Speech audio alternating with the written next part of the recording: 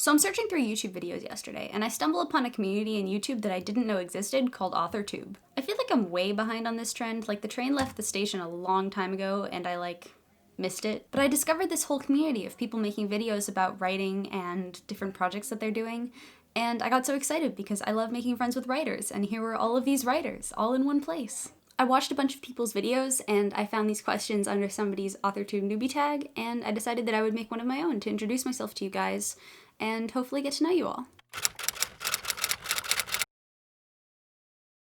So question 1. How did I find out about Authortube? I figured I just answered this. I didn't really know about Authortube until last night. I think I knew of it subconsciously, but I didn't know what it was, and I didn't connect it to the larger community of writers. So because last night marks the occasion in which that connection was made, I will say I found out about it last night. Question 2. What genres do you write in? I'm a young adult author. I usually write in the horror and thriller genres. I love psychological thrillers. I write paranormal stories, not so much vampires and werewolves, but ghosts and hauntings and ghost stories. I also have a young adult contemporary coming out next fall. There are ghosts involved, it's just not really a ghost story. I also have a published dystopian fiction book, but I don't really write in dystopian fiction anymore, so I would say that horror and thriller are my main 2 genres. Question 3. What is your preferred writing tense, point of view, and category of story? I have strong opinions on this. I like first person because of how personal you can get with it. I know you can get personal with third person. The book I'm writing now is in third person and I really like it, but I like first person because it's hard to separate the truth from what your narrator is saying, which leads into the second answer I have to this question, which is that I like past tense point of view because you can play around with unreliable narrators. Going back, first person point of view is also really cool to write about mental health. I'm really interested in writing about mental health. Basically, my entire contemporary novel is about mental health. My main character in that book has depression, so does her twin sister, but she deals with it in a different way. I also have a character with borderline personality disorder. I've heard a lot of talk in recent years about how young adult fiction should handle the topic of mental health. I think a lot of the discussion came from 13 Reasons Why and the way that that book depicted depression and suicide in particular. I'm gonna make a longer video about this because I have a lot of feelings about it, but if any of you guys also have feelings about how mental health is depicted in fiction, please hit me up because I can talk about it for hours. And my favorite category of story is obviously young adult. Question 4. Are you a plotter, a pantser, or a planster? I'm a plotter. I'm a hardcore plotter. I'm a color coding plotter. I'm an Excel sheet plotter. I love outlining my books. I always outline my books. I outline every single draft that I do, and I have a way that I like to outline my books, and I made a video breaking it down here, and I'll link it right now. I don't know why, it's just the way that my brain works. I function so much better when I am able to see the book from a removed standpoint and write down all the things that I want to have happen in the scene so that when I'm actually writing, I can just go back to my outline when I was actually thinking and turn my brain off and just write what was in my outline. I don't know if you guys are familiar with the way that J.K. Rowling outlines her books, but I like to do that essentially, and I like to do it in Excel and color code it, and it's very fun and basically a gift to my plotting brain. So if any of you guys are plotters and are looking for a new way to outline your stories, you should check out my video because that way of outlining saved my butt. Question 5. Are you self-published, published, or yet to be published? I'm self-published. I'm a self-published author, and very proudly so. I published my debut novel when I was still in high school. I was 16. The book was called Imperfect. I like to describe it as the X-Men meets the Hunger Games. The premise of the book is that there's a power-hungry corporation that does genetic modifications on people, and they kidnap homeless kids and homeless people and do experiments on them in this weird, creepy, dystopian future where there are slums on the outside of their region, and they just go into those slums and kidnap the kids that aren't registered citizens of the region and do genetic testing on them. It's very messed up. Very, very messed up. But I wrote it, and it's finished, and it's won awards, and I'm very proud of it. After I published Imperfect, I graduated high school, I went to college, and I have a new book that's going to come out on July 13th, 2021, which is a paranormal horror book, and very different. Question number 6.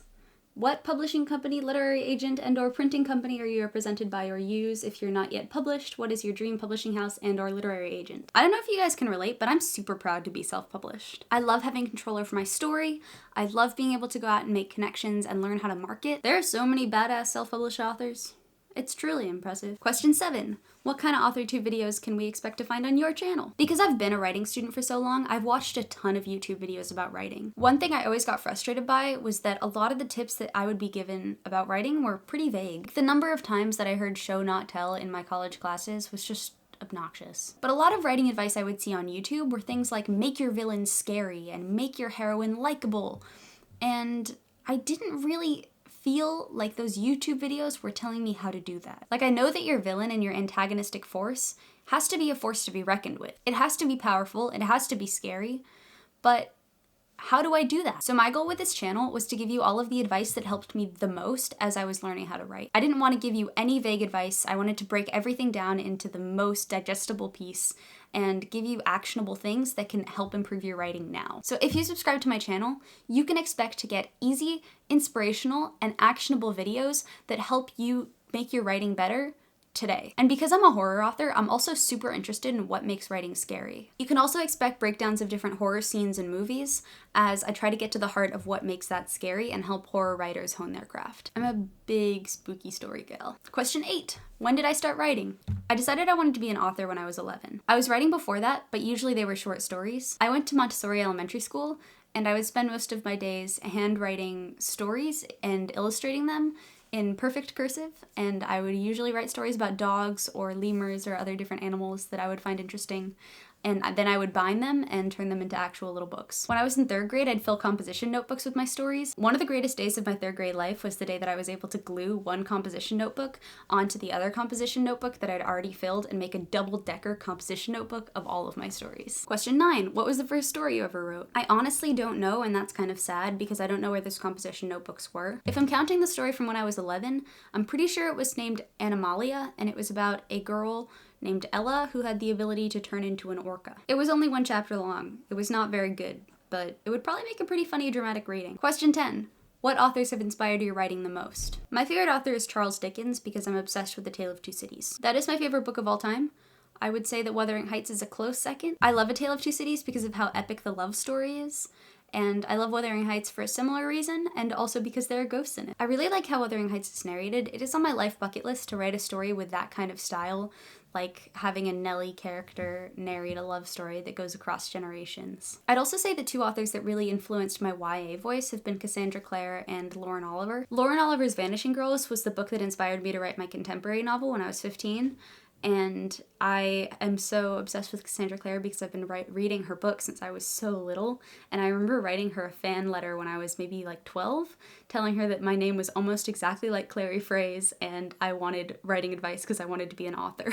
She replied too. That was probably the highlight of my year. Question 11. Do you schedule your writing sessions or simply get to writing whenever you can find time? I schedule. I write every day in the morning. I sit down at my computer and bang out my word count or edit my chapters of my book. I don't know if I mentioned this, I'm going into my last year of college, so I have classes this semester, so I'm still trying to figure out how to balance the time between classes and my writing, and that so far is going pretty good. Most of my classes are in the afternoon, so I'm able to write in the mornings, and I find that sticking to a consistent schedule, and especially writing in the mornings when I'm fresh, is helping me stay on top of it and get my projects done. I'm also lucky enough to be taking a ton of creative writing courses this semester, so that's always helpful. Question 12. I'm reading all of these off of my computer because they're getting pretty long. Do you type on a computer, typewriter, write everything out by hand, or use a blend of those? And where do you write in general? I write on my computer. I have a desk. I put the computer at the desk. I write in the same place every day. Sometimes if I'm hitting a writing block, I will write things out by hand because it'll help me get back into the flow. But I've found that working on a computer works best for me because then I can organize all of my files and I don't need to type anything up later. Question 13. What are you most looking forward to now that you're a part of Authortube? Honestly, I'm here to meet more writers. I've been making videos about writing for a while now, and I'm really excited to meet other people who are also making videos about writing and also embarking on their publishing careers. So comment below if you're also an Authortuber, and I'd love to go check out your channel and hear all about your works in progress.